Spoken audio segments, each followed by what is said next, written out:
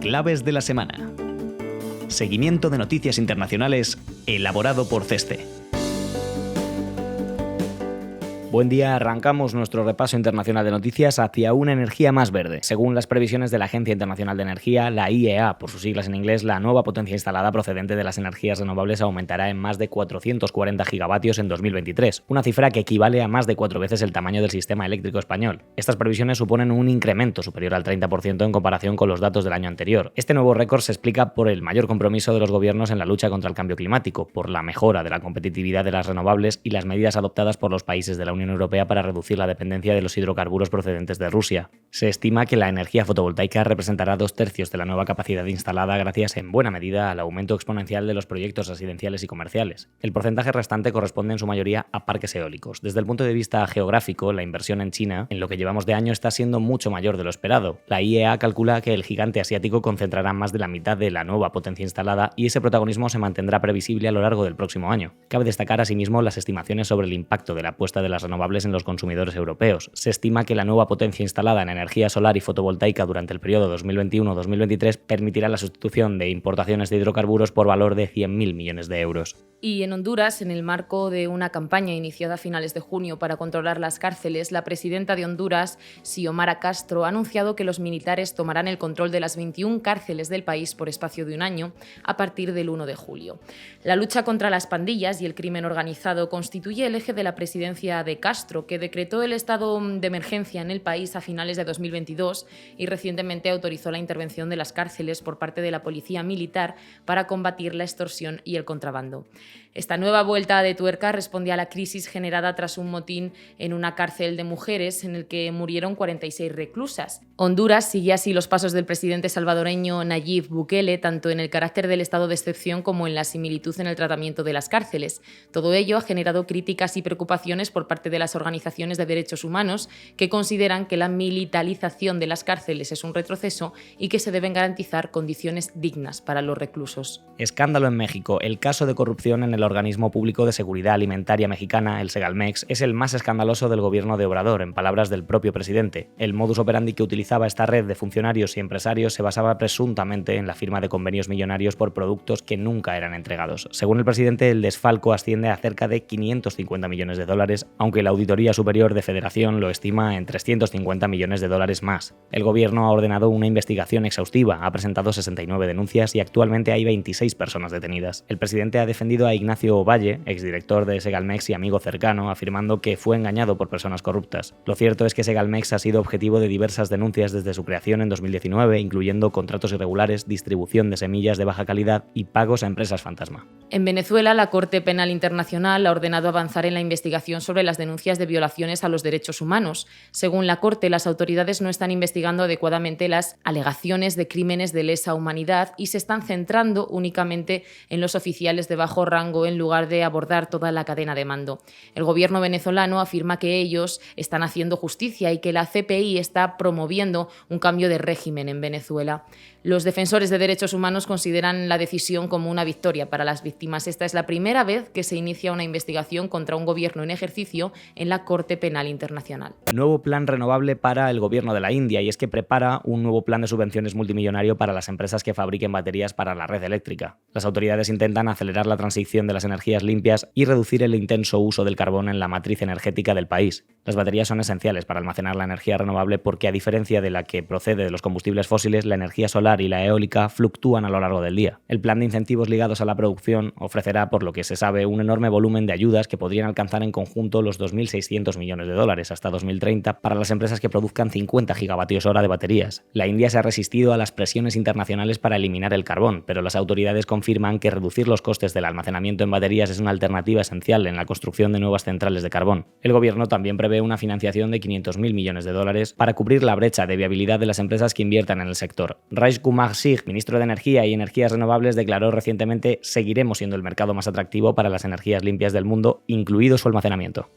En Pakistán, tras meses de tensas negociaciones, el país y el FMI alcanzaron el pasado 30 de junio un acuerdo preliminar para la concesión de un préstamo a corto plazo de 9 meses de duración.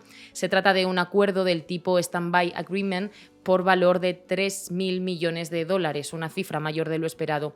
El rescate, que deberá ser ratificado por el directorio del FMI a mediados de julio, era de vital importancia para que el país, que se enfrenta a una aguda crisis de balanza de pagos, lograse evitar el default de deuda ese mismo año.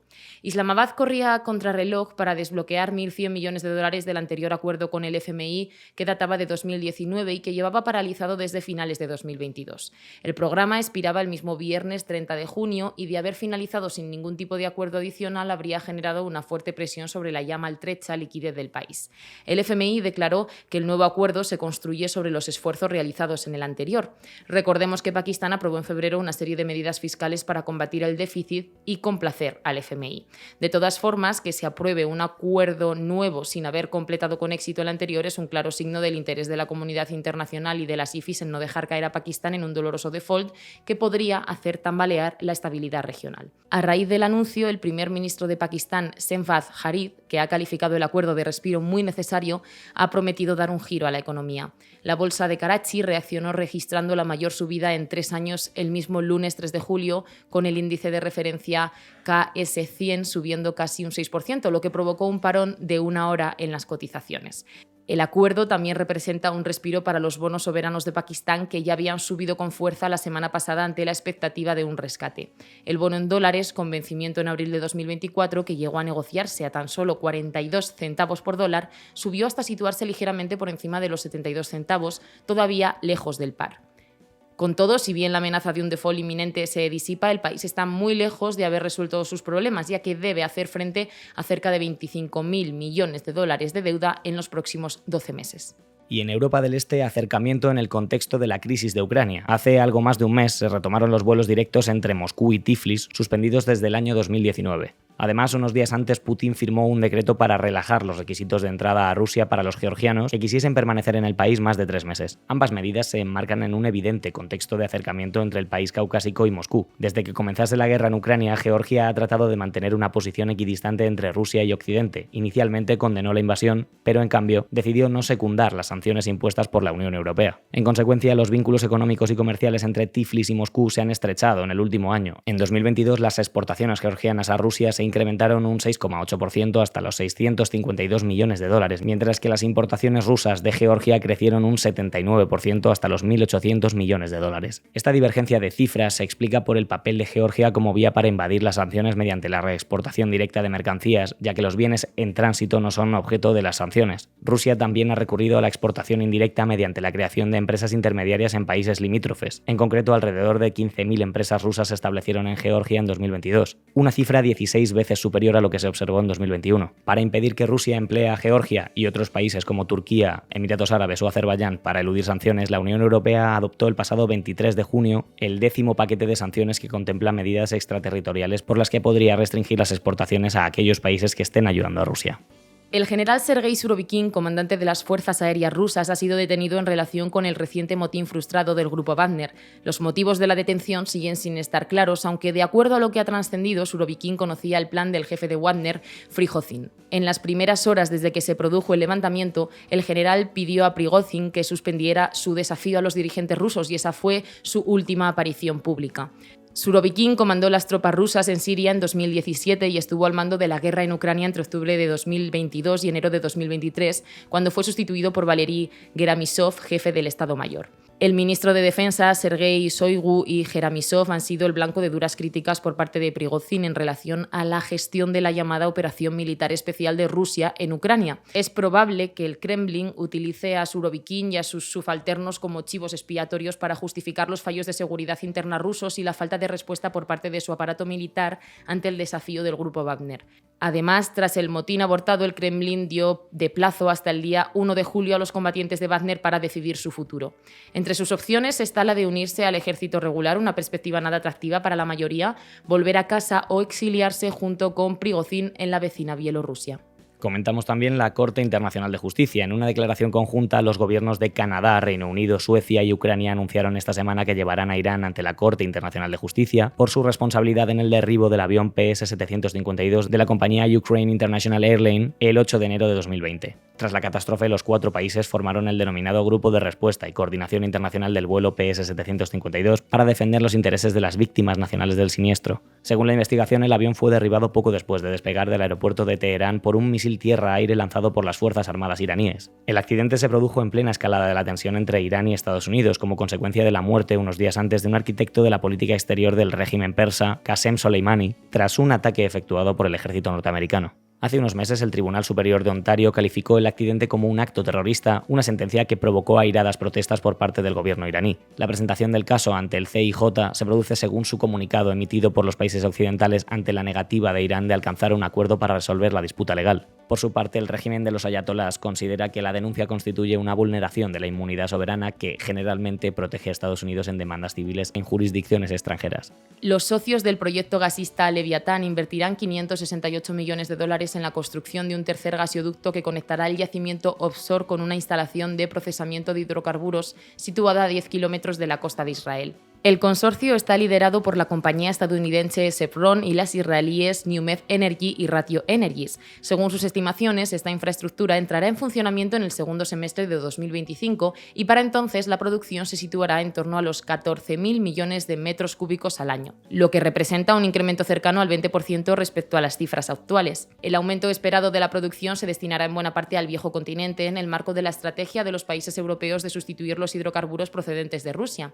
A largo plazo, las previsiones son aún más favorables. Se espera que el volumen de extracción de este yacimiento en aguas profundas prácticamente se duplique hasta los 21 centímetros cúbicos al año. Este aumento estará acompañado de la construcción en un futuro de una planta flotante de gas natural licuado, una infraestructura que permitirá suministrar hidrocarburos a cualquier mercado mediante buques metaneros. La entrada en funcionamiento del proyecto de Leviatán en 2019 ha convertido a Israel en un explotador neto de energía, algo que parecía impensable. Se calcula que el yacimiento alberga más de 450.000 millones de metros cúbicos de gas. En Botsuana, acuerdo con De Beers. El gobierno de Botsuana y la empresa dedicada a la exportación y comercio de diamantes De Beers han llegado finalmente a un acuerdo tras meses de tensas negociaciones. El país africano, el primero en el mundo en producción de diamantes, y la empresa con sede en Luxemburgo se unieron en la joint venture minera de Svana hace más de medio siglo. No obstante, las condiciones eran muy desfavorables para Botsuana. Esta situación cambia con el nuevo acuerdo que recoge que el 50% de las piedras preciosas obtenidas en la minería serán para la empresa estatal Okavango Diamond Company, frente al 25% que recibía desde 2011 y el 10% previo. El presidente de Botsuana, Motwesi Masisi, había amenazado con cortar todos los lazos con la compañía minera si los términos del pacto, en negociación desde 2018, no mejoraban. Sin embargo, dada la importancia del mismo para ambas partes, no se esperaba que no pudieran llegar a un acuerdo. De Beers recibe el 70% de todos sus diamantes de Botsuana, mientras que el sector de la minería de diamantes representa aproximadamente un tercio del PIB del país africano. Burkina Faso ha llegado a un principio de acuerdo con el Fondo Monetario Internacional para otorgarle asistencia financiera por valor de $305 millones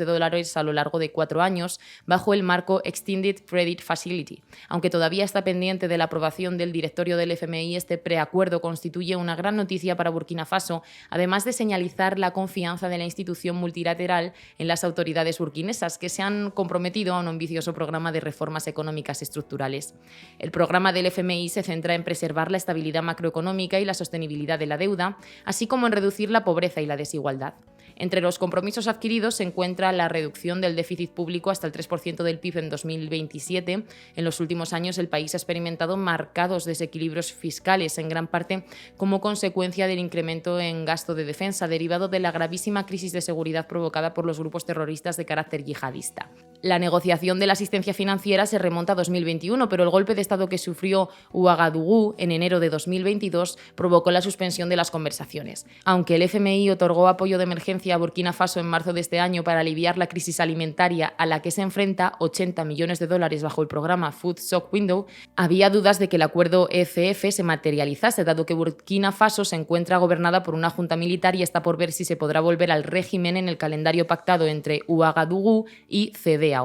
En Uganda, proceso de consolidación bancaria. El Banco Central de Uganda anunció a principios de año su decisión de elevar los requerimientos de capital de los bancos del país. Mientras que las entidades de mayor tamaño no han tenido problema para cumplirlos, 10 de los bancos más pequeños no han logrado alcanzar el umbral mínimo. Como consecuencia, se anticipa un proceso de consolidación bancaria en el país a lo largo del próximo año para poder cumplir con la nueva normativa que establece que, a mediados de 2024, los bancos ugandeses estarían obligados a disponer de un capital regulatorio de 150.000 millones de chelines ugandeses, aproximadamente 40 millones de dólares, una suma 6 veces mayor a la cifra mínima que se exigía hasta 2022. El director de supervisión del Banco Central ha defendido la decisión y sus consecuencias, declarando que las fusiones bancarias darían lugar a un sistema financiero más estable, resiliente y fiable, que ese es el objetivo del Banco de Uganda. Los indicadores del sector bancario son correctos, con una tasa de morosidad reducida del 5,3%. La muerte accidental de un adolescente a manos de la policía tras negarse a parar en un control policial en Nanterre ha desatado una ola de protestas en Francia. La revuelta ya va por su sexta noche de disturbios, con un balance de más de 500 vehículos quemados y cerca de 800 manifestantes detenidos solo en la noche del sábado 1 de julio, la mayoría en Marsella, París o Lyon. La violencia de las protestas ha llevado a las autoridades locales a presionar al gobierno para que imponga el estado de emergencia, lo que supondría imponer el toque de queda, restricciones de movilidad y cierre de espacios públicos. Se trata de la enésima vez que se producen choques entre los jóvenes inmigrantes de segunda o tercera generación que viven en las barriadas populares de las grandes ciudades y que no han terminado de integrarse en la sociedad francesa. A esos problemas de convivencia se suma el hecho de que en el año 2017 el gobierno francés modificó la ley para flexibilizar el uso de las armas de fuego cuando un individuo se negase a parar en un control policial. En 2022 se registraron 13 personas muertas a manos de la policía, muy por encima de los países de su entorno, un problema que no ha hecho más que prender la mecha social en un contexto ya de sí muy depauperado. Cerca del 15% de los jóvenes de las barriadas populares se encuentra en paro y soportando una inflación que consume gran parte de sus rentas. Aumentar el gasto social, sin embargo, no ha demostrado ser un instrumento efectivo.